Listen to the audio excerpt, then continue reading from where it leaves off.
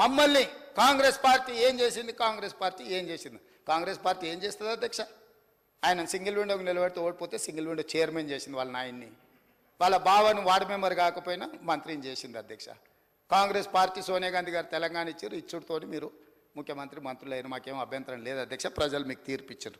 కాబట్టి ఈరోజు నేను చెప్పదలుచుకున్నది ఒకటే అధ్యక్ష, ఒక మంచి ఉద్దేశంతో ఈరోజు core urban Hyderabad core urban region outer ring road లోపల ఉన్న నగరాన్ని ప్రణాళికబద్ధంగా నాలాల కబ్జాలను తొలగించాలి, చెరువుల ఆక్రమణలను నియంత్రించాలి, రోడ్లను విస్తరించాలి.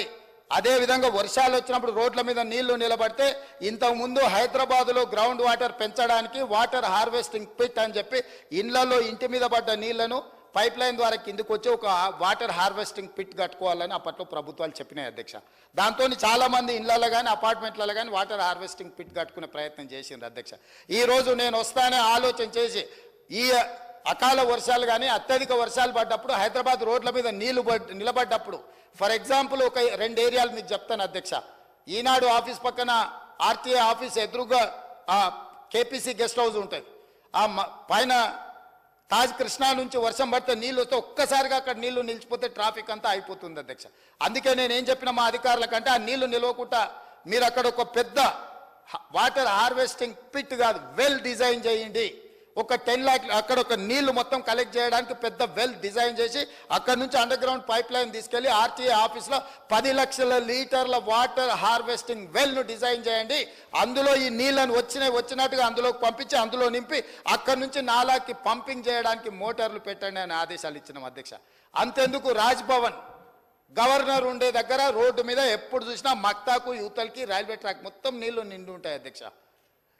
చిన్న వర్షం వచ్చినా అక్కడ రోడ్డు మీద దాటాలంటే కష్టంగా ఉంటుంది. అందుకే అక్కడ ఇమ్మీడియట్గా పక్కలో ఉండే నర్సింగ్ కాలేజ్ పక్కన దాదాపుగా ఒక 10 లక్షల లీటర్ల వాటర్ హార్వెస్టింగ్ వెల్ కట్టి ఈ రోడ్డు మీద వచ్చిన నీళ్లు భూమిలోకి వెళ్ళేటట్టు భూమిల నుంచి ట్రంక్ లైన్ డెవలప్ చేసి అక్కడికి తీసుకెళ్లి 10 లక్షల లీటర్లు అందులో నిండే విధంగా, అంటే ఒక్క చుక్క కూడా రోడ్డు మీద ఆగకుండా హైదరాబాద్ నగరం కాంక్రీట్ జంగుల్ అయింది. కాబట్టి ఈరోజు ప్రతి వాళ్ళు మొత్తం కాంక్రీట్ పోసేసి బీటీ రోడ్లు వేసేసి లేకపోతే ఆకాశ హర్మాలు నిర్మిస్తుంటే నీళ్ళు అనేది గ్రౌండ్ వాటర్ పడిపోతుంది అధ్యక్ష. అందుకే ఎక్కడికక్కడ వాటర్ హార్వెస్టింగ్ వెల్ని డిజైన్ చేయమనేది చెప్పినాం అధ్యక్ష. అదేవిధంగా ఎక్కడైనా పక్కనే దగ్గరలో ఎక్కడైతే స్ట్రాటజిక్ లొకేషన్స్లో నీళ్లు నించుంటున్నాయో పక్కల మనకు అట్లా ప్రభుత్వ స్థలాలు లేకపోతే రోడ్ మధ్యలో మనం ఐలాండ్స్ కడుతున్నాం అధ్యక్ష బ్యూటిఫికేషన్ కోసం. నేను చెప్పిన వాటి కింద పెద్ద వాటర్ హార్వెస్టింగ్ వెల్ తవ్వండి, దాని మీద కాంక్రీట్ స్లాబ్ వేయండి, స్లాబ్ మీద డెవలప్ చేయండి. ఇక్కడ వచ్చిన వర్షం నీళ్లు మొత్తం అందులో నిండాలి, లక్షల కొద్ది లీటర్లతో అక్కడ వాటర్ హార్వెస్టింగ్ వెల్స్ డిజైన్ చేయమని చెప్పిన అధ్యక్ష. అదేవిధంగా బయోడైవర్సిటీ పార్క్ ఉంది కదా అధ్యక్ష, మీకు సైబరాబాద్ పోలీస్ కమిషనర్ ఎదురుగా రోడ్డు మీద జస్ట్ వర్షం వస్తే కిలోమీటర్ల కొద్ది ఐటీ ఆఫీసులు ఇచ్చినప్పుడు ట్రాఫిక్ జామ్లు అవుతున్నాయి అధ్యక్ష. అందుకే బయోడైవర్సిటీ పార్కులో ఒక 10 లక్షల లీటర్లు నిండే ఒక పెద్ద వాటర్ హార్వెస్టింగ్ వెల్ కట్టండి. ఇక్కడ పడ్డ నీళ్లు మొత్తం పైప్ లైన్ నుంచి అక్కడ తీసుకెళ్ళండి, అక్కడ నుంచి కాజగూడ చెరువుకి కనెక్షన్ ఇవ్వండి అని చెప్పి ఈరోజు ప్రణాళికలు తీసుకున్నాం అధ్యక్ష. నీళ్ళ లెక్కలు తెచ్చే శాత కాదానండి कानून ठीक नहीं है, कांग्रेस ठीक नहीं था, कांग्रेस अच्छा नहीं बने, फेंक दो, नया कानून बनाओ. కాలేదు అధ్యక్ష, కాంగ్రెస్తో కాలే, బీజేపీతో కాలే. అందుకే ఇవాళ బీఆర్ఎస్ పట్టిక పిచ్చిలేసి మేము షోకులకు మేము విసిగి వేసారి. ఎందుకంటే అధ్యక్ష సమాంతరంగా మోడీ గారు ప్రధానమంత్రి అయిన 4-5 రోజుల తేడాతో ముఖ్యమంత్రి అయ్యారు. చూసి చూసి చూసి చూసి విసిగిపోయి యాస్టకొచ్చి రిటైర్ అయ్యే టైంలో నేను ఈ దిక్కులను పెంట పెట్టుకున్నాను. చూడబుద్ధి తెలియదు దేశం ఇట్లా నాశనం అవుతుంటే. నీళ్ళ యుద్ధాలు బంద్ కావాలండి. Why water wars in India? Excess water ఉంది అధ్యక్ష, అవసరానికి మించి. అందుకే చెప్పిన రాజేందర్ గారు, నేను మీరు కరెక్ట్గా అడిగారు, దయచేసి మంచిగా అడిగారు. నన్ను వచ్చి అడిగిన అధ్యక్ష, అక్కడ ఒక ఆయన మాజీ ముఖ్యమంత్రి సార్గా బాబులి పంచాయతీ తెంపూరు సార్ ఇంకోటి తెప్పని పిచ్చిలో బాబులు ఎంతున్నది నాకు అర్థం కాదు. 0.4% కూడా కాదు అది. మన కండ్ల ముందర మా రాష్ట్రంలోకి వెళ్ళి ఇంద్రావతి ప్రాణహిత కలిసిన తర్వాత 2000 టీఎంసీల నీళ్ళు ఉత్తగా పోయి సముద్రంలో కలిసిపోతున్నాయి.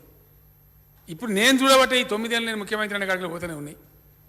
2500 సీఆర్ గంగకు పోతుంది, సముద్రానికి పోతుంది అంటే ఇక 0.4, 1.4 కొట్లాడుకున్న డ్రామానా? ఎందుకంటే దమ్ముంటే రాండి, యూ కమ్ టు హైదరాబాద్, పక్క రాష్ట్రాల ముఖ్యమంత్రులను పిలువండి. ఈ సెంట్రల్ గవర్నమెంట్ సన్నాసిని వాళ్ళు చేయరు. మనం మాట్లాడుకుని ఒప్పందం చేసుకుందాం రా, నేను చేసుకోలేదా, కాళేశ్వరం కట్టుకోలేదా అని చెప్పేసిన అధ్యక్షుని. ఐఎమ్ ఇండియన్, నేను తెలంగాణ గడ్డ మీద పుట్టిన ఐఎమ్ ఇండియన్. భారతదేశంలో ప్రతి ఎకరంలో నీళ్ళు రావాలని నేను కోరుకుంటాను తప్ప అధ్యక్ష.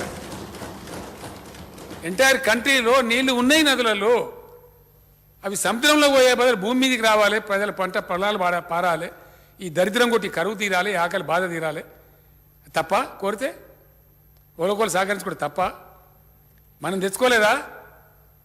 ఇదే మహారాష్ట్ర ముఖ్యమంత్రిని హరీష్ రావు 25 చక్కర్లు కొట్టి ఆయన ఇరిగేషన్ మంత్రి ఉన్నప్పుడు యాడికి రమ్మంటే ఆడికి పోయి, నాగపూర్ రమ్మంటే నాగపూర్ పోయి బతిమాలి బామాలి మనం చేసుకోలేదా మహారాష్ట్రతో ఒప్పందం? ఇలా తీసుకుంటలేమా 240 టీఎంసీలు బాధప్తా కాళేశ్వరంలో? దేశమంతా కూడా బతకాల్సిందే కదా, వృధాగా సముద్రానికి పోయే బదులు. అధ్యక్ష 40,000 టీఎంసీలు ఇస్తే మొత్తం సుభిక్షం అయిపోతుంది దేశమంతా. No water wars in India. అదేవిధంగా ఇంకో 10,000 టీఎంసీ డ్రింకింగ్ వాటర్కు పరిశ్రమలకు వాడితే కూడా ఇంకొక 25-30,000 టీఎంసీలు సర్ప్లస్ ఉంటుంది. ఇండియాలో వాటర్ కొరతనే లేదు. ఈ నీళ్ళ కోసం ప్రపంచ బ్యాంకును అడిగే అక్కర్లేదు, అమెరికా కాలు మొక్కే అవసరం లేదు, ఎవరిని బతిలాడే అవసరం లేదు, ఇంటర్నేషనల్ డిప్లొమసీ అవసరం లేదు, దీనికి విశ్వ గురువులే అవసరం లేదు, దేశ గురువులు ఉంటే చాలు. అందుకే భారత ప్రజలు మాకు ఈ విశ్వ గురువులు వద్దు, దేశ గురువులు కావాలి, మీరు బయలుదేరుతున్నారని మాకు చెప్తున్నారు. ఎందుకు అయితే అంటే ఏం కాకపోతే ఏం లాభం అధ్యక్ష? ఏం గురువు అయితే ఏంటి, కాకపోతే ఏంటి? ఏమైనా అయితే గురువు కానీ వాటికనే మాటతో గురువు అయితే ఏం లాభం? ఏమైనా పని కావాలి అధ్యక్ష. 2 ఉన్నాయి, రెండింటికి 2 మేము చేసి చూపిస్తాం అధ్యక్ష. అధ్యక్ష ఏదైనా చెప్పడానికి కూడా ఆత్మవిశ్వాసం కావాలి మనుషులకు. జోక్ లాగానే అనిపిస్తుంది, అవుతుందా పోతా అనిపిస్తుంది, కానీ అవుతుంది.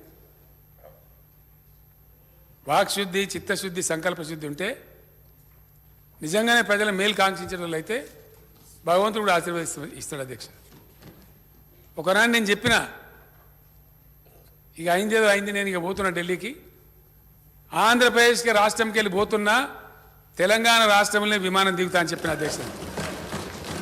ఇక భగవంతుని దయ, మీ అందరి సహకారం నా అదృష్టం. నేను చెప్పినట్టు ఆంధ్రప్రదేశ్కి వెళ్ళి పోయినా తెలంగాణ రాష్ట్రంలో వచ్చిన అధ్యక్ష.